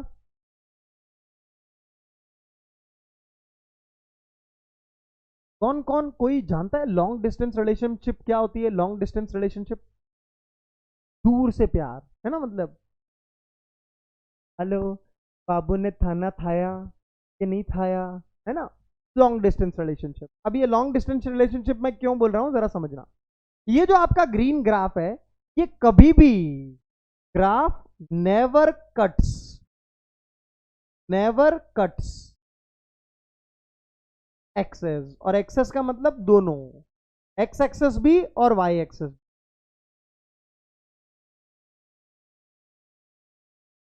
एक्स एक्सेस भी और वाई एक्सेस भी, एक्सेस का मीनिंग दोनों आ गए, मतलब आपका ग्राफ कभी भी एक्स एक्सेस को और वाई एक्सेस को नहीं काटता। देखिए जरा समझिएगा, अगर यहाँ पे आप लोगों ने x को 0 डाल दिया तो y का वैल्यू कितना आएगा? जरा निकालो। सर y का तो वैल्यू नहीं आएगा। या मैं आपसे कहूं, आप इस चीज को लेट से ऐसे लिख दे रहे हो, तो मुझे एक बात बताओ, क्या आप x इक्वल टू 0 डाल सकते हो क्या कभी? नहीं सर, नहीं डाल सकते। और y का वैल्यू कभी 0 आ सकता है क्या? देखो जरा, sir x equal to c square upon y लिख देंगे तो y का भी वैल्यू कभी 0 नहीं डाल सकते। तो कहने का मतलब है कि ना तो कभी x 0 होगा ना कभी y 0 होगा। कहने का मतलब है कि आपका ग्राफ कभी भी x एक्सिस को और y एक्सिस को नहीं काटेगा। ये देखिए, जैसे जैसे ये देखिए दूरी बहुत कम होती जा रही है, लेकिन कभी भी इनके बीच की दूरी खत्म नहीं हो रही है। ये लॉन्ग डिस्टेंस रिलेशनशिप है, सदियों सदियों तक चलता रहेगा। ये इंफिनिटी पे भी पहुंच जाएंगे ना ऊपर, तब भी इनके बीच में दूरी बरकरार रहेगी। इधर भी देखिए ये दूरी बरकरार रहेगी, एक्स एक्सिस के बीच में और ग्राफ के बीच में। यहां पे भी ये दूरी बरकरार रहेगी, कभी भी ये दोनों एक दूसरे को मीट नहीं करेंगे। तो basically what am I trying to tell you is, x axis and y axis are tangents at infinity. Infinity मतलब इंफिनिटी, सात समंदर पार, बहुत दूर बहुत दूर बहुत दूर, जाते रहोगे जाते रहोगे, ये कभी मिलेंगे ही नहीं भाई साहब। ये भी कभी मिलेंगे नहीं भाई साहब, ये भी कभी मिलेंगे नहीं भाई साहब, ये भी कभी मिलेंगे नहीं। इनके बीच में लॉन्ग डिस्टेंस रिलेशनशिप चलती रहेगी, टेंजेंट एट इन्फिनिटी, मतलब इन्फिनिटी यानी बहुत दूर, बहुत बहुत बहुत बहुत बहुत बहुत, बहुत, बहुत दूर जाके हो सकता है शायद मिल जाए।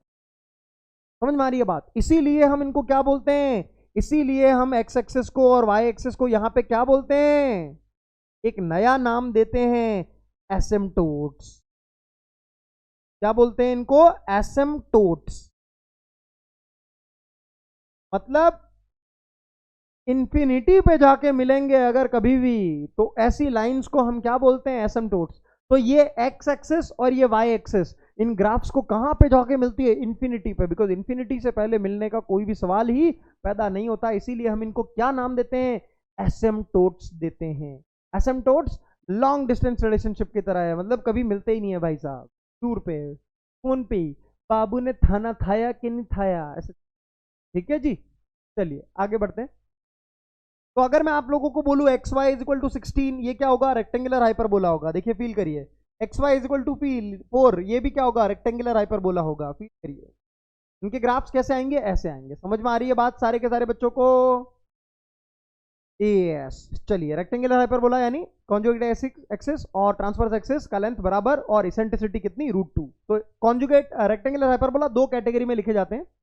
एक तो मैंने आपको यहाँ पे ये वाला बताया, और दूसरा वाला वो x square by a square minus y square by b square is equal minus y square by a square is equal to 1। समझ में आ गया होगा मेरे ख्याल से, राइट? चलिए इसका प्रूफ भी यहाँ पर दिया हुआ है कि length of the latus rectum जो है वो 2b स्क्वायर बाई ए होती है। वैसे कोई खास जरूरत है नहीं, मतलब आप समझ ही गए होंगे कि इस हाइपरबोला के लिए जो लेटेस्ट रेक्टम का जो लेंथ है वो ऐसा होता है। ठीक है, तो कुछ भी नहीं है यार, ए ई कॉमा 0 पॉइंट को डाल देना, यहाँ पे वाई का वैल्यू आ जाएगा, बस इसेंट्रिसिटी के फॉर्मूले का ध्यान रखना, बस तो लेंथ यही आ जाएगा। ठीक है, समझ जाओगे, मतलब कोई बड़ी बात नहीं है, क्योंकि इतना आपने पैराबोला एलिप्स कर लिया है कि समझ। ठीक है, चलिए। अच्छा, आप लोगों को एलिप्स में मैंने एक प्रॉपर्टी पढ़ाई थी पिछली क्लास के अंदर। क्या प्रॉपर्टी पढ़ाई थी मैंने? रिकॉल करो जरा। कि अगर ये आपका एक एलिप्स है, अगर ये आपका एक एलिप्स है, तो एलिप्स के ऊपर अगर आप कोई भी एक पॉइंट ले लो ना, और उसकी डिस्टेंस आप पहले फोकस से लिखो, यानी एस डैश पी, और उसी पी पॉइंट की डिस्टेंस अगर आप पहले फोकस से लिखो, यानी एस पी, तो ये जो है वो लेंथ ऑफ मेजर एक्सिस के बराबर आता है। This happens with any point on the ellipse. पहले फोकस से डिस्टेंस का सम विथ दूसरे फोकस से डिस्टेंस का sum is equal to length of major axis के बराबर आता है। ये एलिप्स के अंदर, ये another definition of ellipse. Same ऐसा हाइपरबोला में भी होता है, बस यहाँ पे माइनस आ जाता है। तो जरा समझिएगा, मैं डायग्राम से आप लोगों को ये चीज बताता हूं कि मान लीजिए ये मेरे कोऑर्डिनेट एक्सिस है, तो ये मेरा हाइपरबोला दिखेगा। मेरा पहला डायरेक्ट्रिक्स ये हो गया, दूसरा डायरेक्ट्रिक्स ये हो गया। पहला फोकस जो है वो है ए ई कॉमा 0, और दूसरा जो फोकस है वो है यहाँ पर माइनस ए ई कॉमा 0। इस ए ई कॉमा 0 को मैं नाम देता हूँ एस, और इस ए ई माइनस ए ई कॉमा 0 इसको मैं नाम देता हूँ S dash.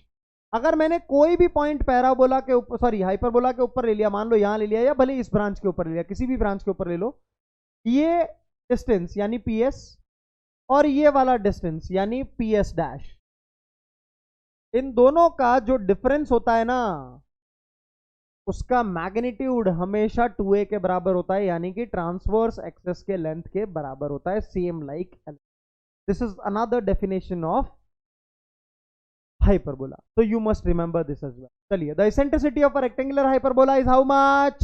√2 sir, because a बराबर b होता है, यानी रेक्टेंगुलर हाइपरबोला की डेफिनेशन ही क्या थी? ट्रांसवर्स एक्सिस का लेंथ बराबर कॉन्जुगेट एक्सिस का लेंथ। ठीक है, the angle between asymptotes of the rectangular hyperbola क्या था? जरा देखो, एसिम्प्टोट्स रेक्टेंगुलर हाइपरबोला कैसे ड्रॉ किया था हमने? सर ऐसे ड्रॉ किया था आपने।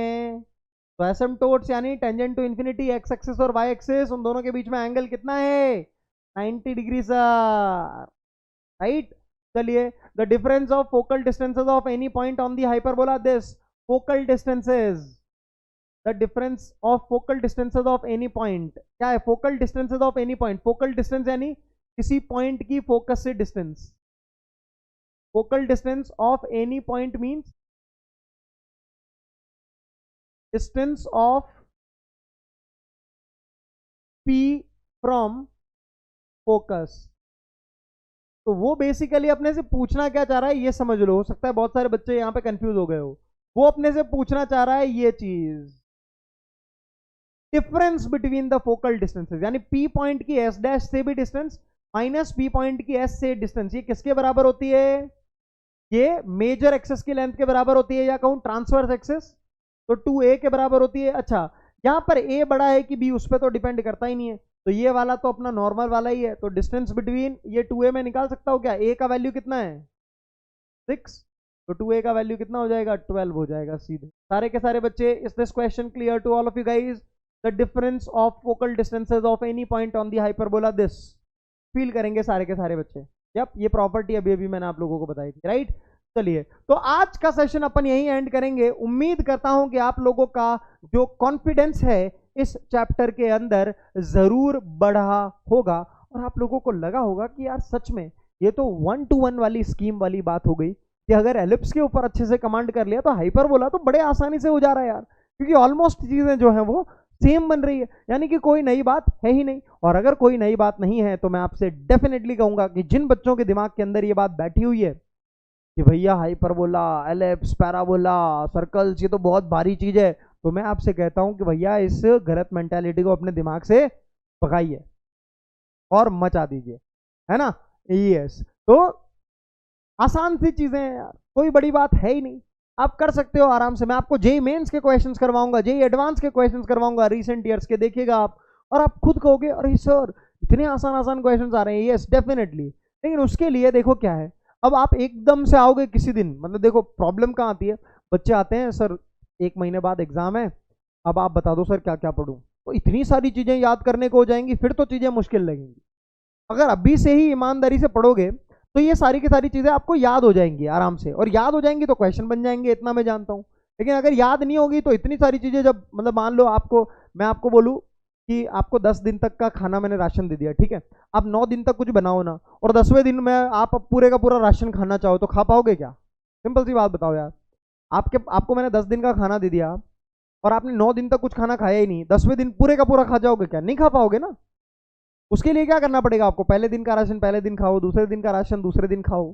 कैपेसिटी है भैया, सिंपल सी बात है, नॉर्मल है, मतलब कॉमन सेंस है ये तो यही चीज यहाँ पे भी है, समझो जरा।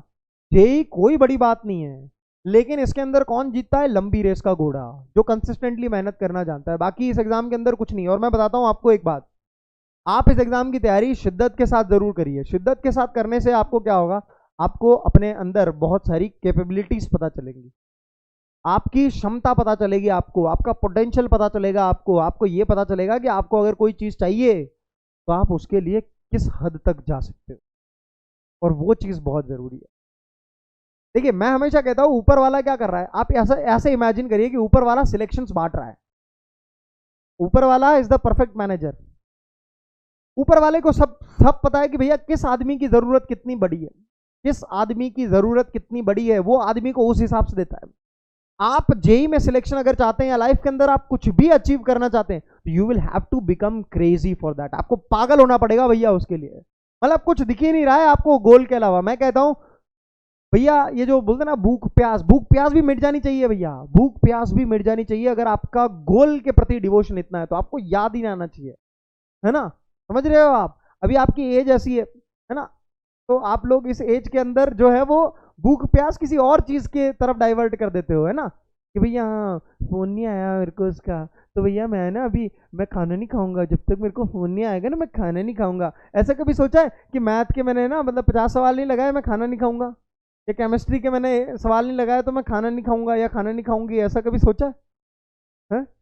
तो वहां तो तुम्हारा पूरा ध्यान लगा पड़ा है, इधर तुम्हारा ध्यान लगता नहीं है। ये तुम्हारी एज का दोष है ना, ये तुम्हारी एज का दोष है।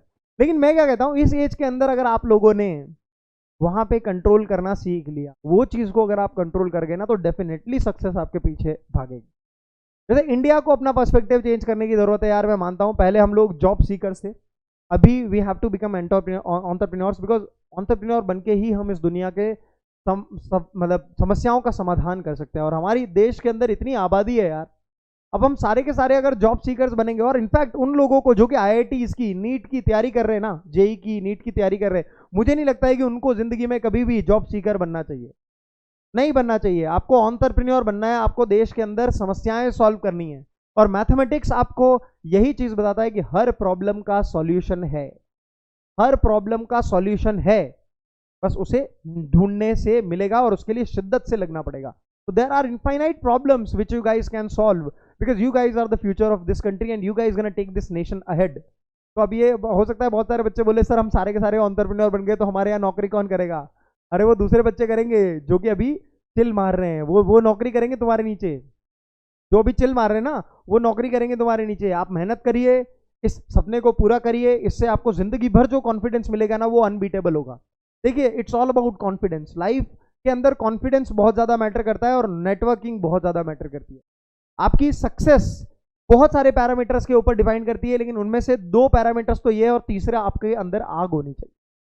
अगर ये 3 चीज का कॉम्बिनेशन किसी के पास है, आग, नेटवर्किंग और जो तीसरी चीज मैंने कही, अगर इतना सब कुछ आपके पास है ना, आपको सक्सेस हासिल करने से कोई नहीं रोक सकता।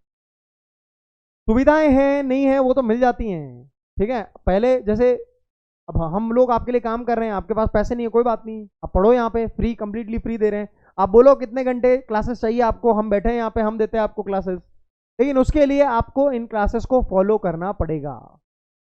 बस आपको उतना सा करना है, आपको उतना सा करना है बस, और कुछ भी नहीं करना है भैया। आज की डेट में आप लोगों के पास तो बहुत रिसोर्सेज है यार। जब हम जेई के लिए पढ़ते थे, हमारी कोई क्लास मिस हो जाती थी तो हम क्लास देख भी नहीं पाते थे, हमें नोट्स से पढ़ना पड़ता था, राइट। और नोट्स भी आप जानते हो, आप कैसे लिखते हो नोट्स, वैसे ही हमारे लोग भी लिखा करते थे। तो ये सुविधा हमारे लिए बनी है, लोग इसका गलत फायदा उठाते क्या, अरे बाद में देख लूँ। ये जो बाद में देखने की आदत है ना, ये आपको पीछे लेके जा रही है, बिकॉज आपको प्रोक्रेस्टिनेशन की आदत पड़ रही है। बहुत सारे बच्चों को प्रोक्रेस्टिनेशन की आदत पड़ रही है, मैं जानता हूँ। वो मेहनत करना चाहते हैं लेकिन बस टालते रहते हैं, टालते रहते हैं, टालते रहते हैं, और फिर क्या है कि वो एटीट्यूड बनता जा रहा है धीरे धीरे, वो मतलब नस में घुलता जा रहा है, और वो चीज सही नहीं है। इसीलिए मैं कहता हूं कि at this age you will have to become very very very active, क्योंकि ये जो एनर्जी है ना आपके पास, ये एनर्जी आपको जिंदगी भर कहीं नहीं मिलेगी, मैं कभी नहीं मिलेगी, मैं बता रहा हूं आपको। जो आपकी एज के अंदर आपके पास एनर्जी है अभी इस वक्त, वो एनर्जी आपको लाइफ भर नहीं मिलेगी, मैं गारंटी देता हूं इस बात। मिलेगी ही नहीं, चांस ही नहीं है भैया। इतनी एनर्जी आपको लाइफ भर में कभी नहीं मिलेगी जितने एनर्जेटिक आप अभी हो सकते हो। तो इस एनर्जी को सही डायरेक्शन के अंदर चैनलाइज करिए, वो बहुत ज्यादा जरूरी है, तभी मैक्सिमम आउटपुट आएगा। समझ रहे हो? इंजीनियर बनना चाहते हो तभी तो जेई की तैयारी कर रहे हो। तो समझो जरा, एक engineer majority of the times यानी 99% टाइम्स क्यों काम करता है एक इंजीनियर, ताकि हर चीज को जो भी वो कर रहा है उसको एफिशिएंटली कर सके, यानी उसकी एफिशिएंसी बढ़ा सके। Efficiency is a very important term, is a very important thing on which the entire industry runs।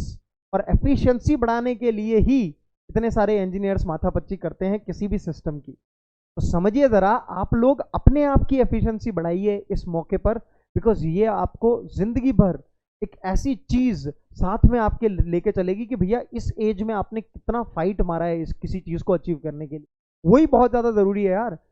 मैं बताता हूं आप लोगों को, मेरे ऐसे फ्रेंड्स भी थे जिन्होंने जेई की तैयारी करी, 2-2 बार जेई के एग्जामिनेशंस दिए, but they were not able to clear this examination, but they kept on working hard. इन 2 सालों में उन्होंने क्या सीखा कि भैया हार्ड वर्क करना है, भैया कुछ भी हो जाए बस हार्ड वर्क करना है, मेहनत करना सीख लिया, सिटिंग कैपेसिटी बना ली, अपने गोल से नहीं भ्रमित होने की, यानी कि रिजल्ट आए ना आए मेहनत करने की हैबिट बना ली बस उन्होंने, and today they are working as IAS officer. तो सोचिए जरा, it's not just about whether you will be able to clear this examination और not, it is much more than that, it is much much much much more than that, and that is to take some attitude from this examination ki no matter what happens, whether the result are coming in my way or not, I will keep working hard for my goal, right। जब हम मान लीजिए कि अगर आप travel करना चाहते हो, दिल्ली से मुंबई जाना चाहते हो, तो हो सकता है बीच में बहुत सारे स्टेशन आए, IIT is just that kind of a station, लेकिन आप सोचिए कि वो स्टेशन इतना बड़ा होगा कि वहां से आपको हर तरीके के साधन मिल सकते हैं। तो IITs and the topmost colleges of this country are important because ये ऐसे प्लेटफॉर्म्स हैं जहां पर आपको जिस डायरेक्शन के अंदर जाना है उसकी नाव मिल जाएगी, या उसकी रेल मिल जाएगी, या उससे वहां से गाड़ी मिल जाएगी। आपको एंटरप्रेन्योर बनना है, you will get lot of entrepreneurs from IITs and top most respected colleges of the country. अगर आपको कोडिंग करनी है तो आपको दुनिया के बेस्ट कोडर्स मिलेंगे आईआईटी के अंदर। अगर आपको मान लीजिए कि रिसर्च करनी है तो बेस्ट रिसर्च माइंड्स आप लोगों को वहां पे मिलेंगे। सो अगर देखिए बहुत सारे, एक तो मेरा दोस्त है इनफैक्ट वो अभी डीजे भी बन गया है, आईआईटी से पास आउट है और डीजे बन गया है वो, राइट। और आप जानते हो जीतू भैया, राइट, आईआईटी से एक्टिंग के अंदर नाम कमा रहे हैं। तो लुक, आईआईटीएंस आर सो मतलब doing different different jobs. So understand कि why these colleges are important, because वहां पे जाके ऐसा नहीं कि बच्चा बस घिस रहा है। अरे भाई वो तो तुमने घुसने से पहले के काम है तुम्हारे, वहां घुसने के लिए तुमको घिसना जरूरी है। आज घिसोगे तो वहां पे पहुंच जाओगे, और वहां पहुंच जाओगे तो जो जिंदगी में करना चाहते हो वो कर पाओगे। देयर आर मल्टीपल एग्जांपल्स है ना आप लोगों के सामने, यार खुद देख लो। ऑथर्स बन गए बहुत सारे लोग आईएएस ऑफिसर्स की तरह काम कर रहे हैं। हम टीचर्स बन गए, हमें ये चीज पसंद थी। तो that's why I am saying you will do what you love if you are going at a certain platform, and that platform is very important for your future growth.